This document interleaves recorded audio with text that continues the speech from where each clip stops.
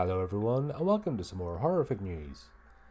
Alright, it looks like we've got a Resident Evil update, so let's take a look at it. Zach Cregger's Resident Evil movie set in Raccoon City. Production photos revealed, with hints to place in the timeline. Snowy set photos have revealed the setting of Zach Cregger's upcoming Resident Evil movie. And yes, we're headed back to the series' iconic Raccoon City.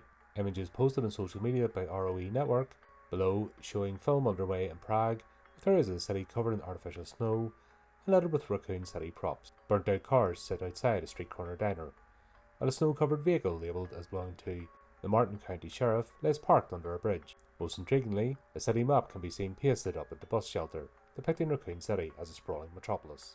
There's a lot to talk about here, but it's worth stating the obvious first of all. Zach Cregger's Resident Evil project is clearly set prior to October 1998, and the events depicted in Resident Evil 3, which ends in the city being destroyed by a missile strike. Raccoon City is now a smoking ruin, as seen in the trailer for the upcoming Resident Evil Requiem, but this movie will take place before.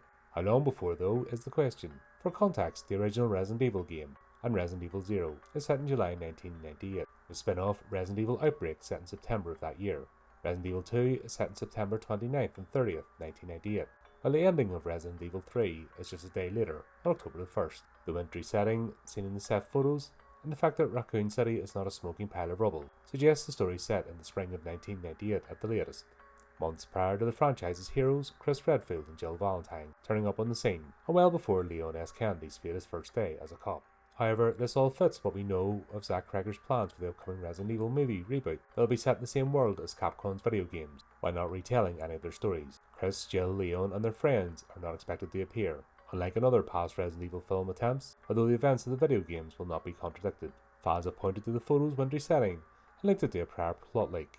I mentioned an organ courier travelling to Raccoon City Hospital who stumbles into a full-blown outbreak after an encounter on a snowy mountain road. Cregger is expected to be reteaming with weapons actor Austin Abrams for the film's lead role, expected by fans to be the organ courier.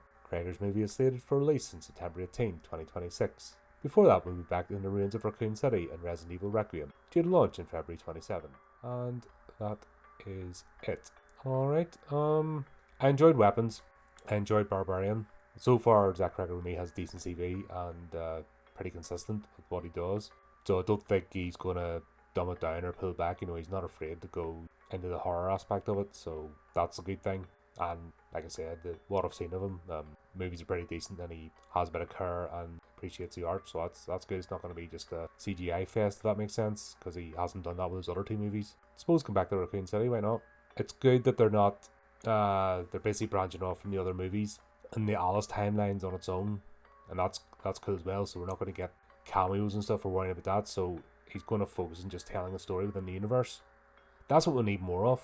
This culture of key jangling and cameos and all that kind of stuff, and member berries, and not actually telling a story, has sort of ruined a lot of franchises. So hopefully Cregger will just stick to telling a good horror story and worry about the cinematography and getting it through. So we've got good writers with this, then it has hope.